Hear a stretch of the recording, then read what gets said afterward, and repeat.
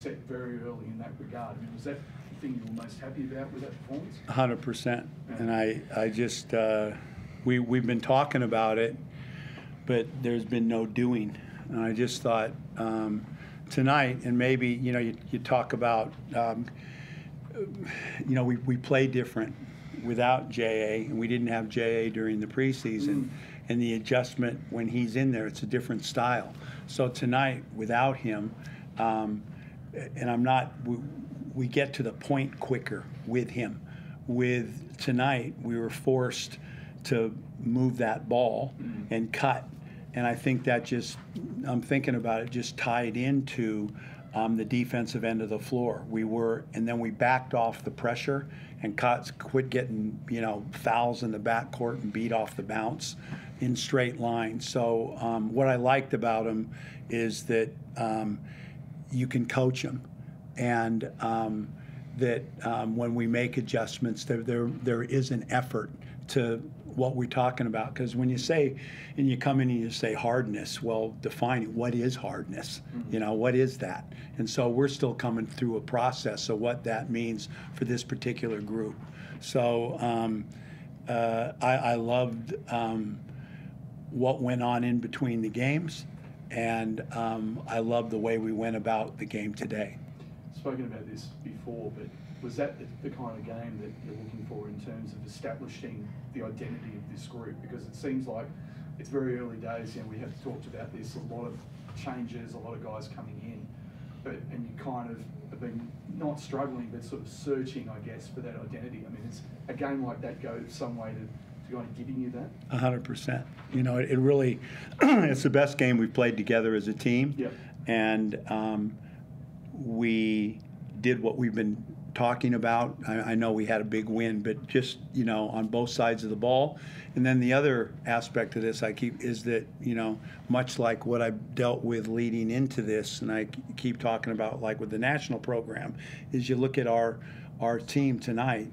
At the starting, you had 3 guys out there, and you look from a franchise position starting. One's a neck, 2 he's, I don't know, is he 20? And then the other 2, this is their second home game and their first season in the league, and they're long-term with us. So we're talking about a style of play and a consistency for the franchise. So what's going on at Melbourne? What's going on at Perth?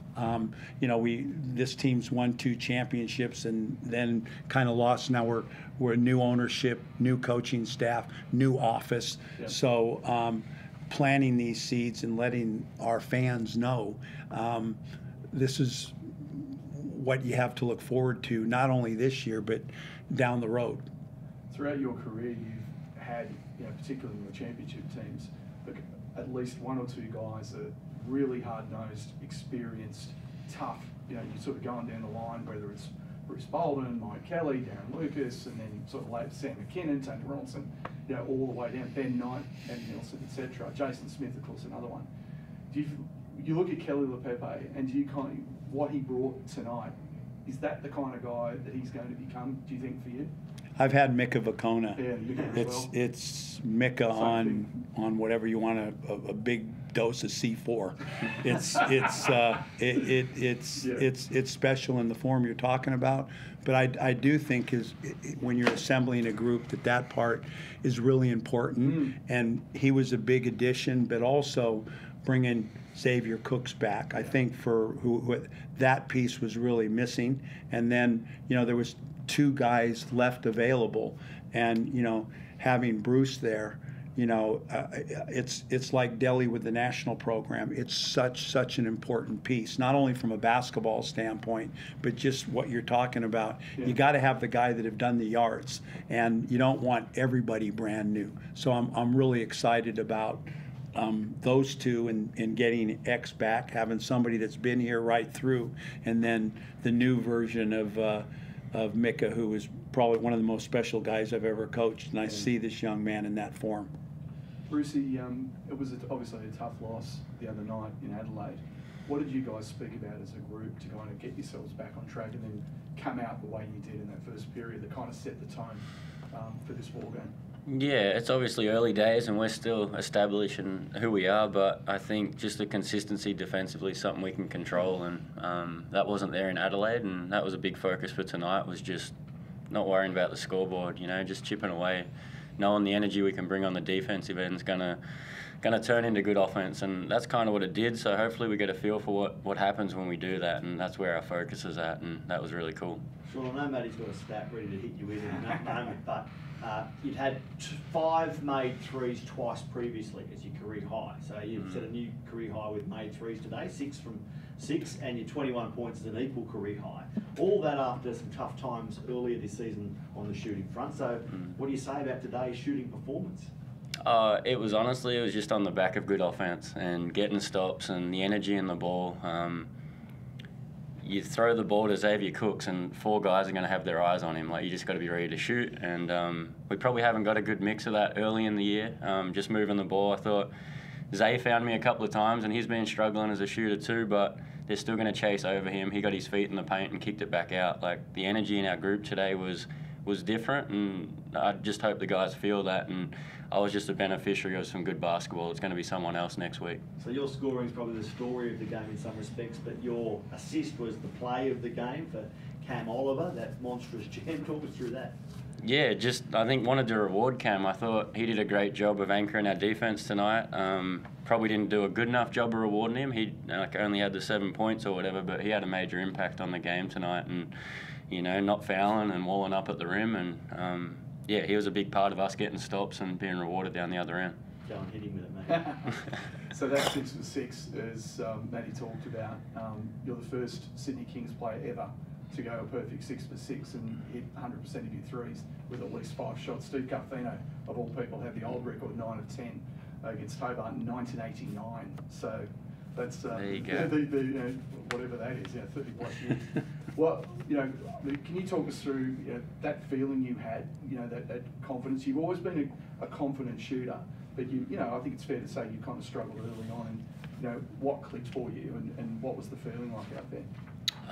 It was just like the energy in the basketball was different today. Like, a lot of the looks I had were wide open, and I just got to be ready to shoot them. Once you see a couple go down, it obviously, you get the monkey off your back a little bit. But yeah, again, it was just on the back of good team basketball that we were playing. Coach, last one from me. After that Brisbane result, how important was it to go ahead and win by 26? When they're 12-0 early, you're there by 14 a couple of times, rather than going back like the Brisbane game, the margin got cut. How important was it to really put a big difference on the board? And it wasn't about the score line, but it's the point that you made, is that the consistency of effort over 40. You take your foot off the gas pedal, and we've done that, and now it becomes part of your nature. And that's something that we needed to overcome. And you can see in the league now, it's played differently. It used to be, and it took me, what am I doing here? I'm not coaching like that. Is that this thing now for and against, and the evenness of the competition is huge. You could see them tonight, the last possession, they want to score that ball, because now, and we've had 2 major fallouts here. We're up 29 and we only win by 9. That's, then the Adelaide game, we have a chance to make it 5 and we lose by 10. So tonight, that fourth quarter, we talked about winning the fourth quarter, and it's what you say, it's part of hardness, is being able, to keep your foot on the gas, and a consistency of effort for 40 minutes. So no more dribbling out with 10, 15. No, that is gone. I agree with you. Just one final thing for me, mate. Tasmania coming up. I mean, it's obviously a hell of an environment down there. Early thoughts on that ball game? I think our this point that you're making, I think I said something, or you're always thinking about when you come in and you're looking, oh man, we've got Perth, and then we come back here and we got Wollongong. Go in and plant the seed, and then you just go, God, look at this schedule. So I said to him before a game once, I said, this game and what's coming next. I said, but I'm going to be saying that every game. So after that weekend, we go to Perth and play Perth at Perth, come back and New Zealand's waiting for us. So, for a player, that gets old. Yeah. And I think what they understand now, and everybody does in this league, which has changed a lot, even in the year 2 years that I was out after Wollongong, you come back, that there's nobody in this that you look at and go, that's, you know, if we're struggling a little bit and I can use the bench a little bit here, give some, that game doesn't exist. So it's a constant war, and points for and against in that war are really important.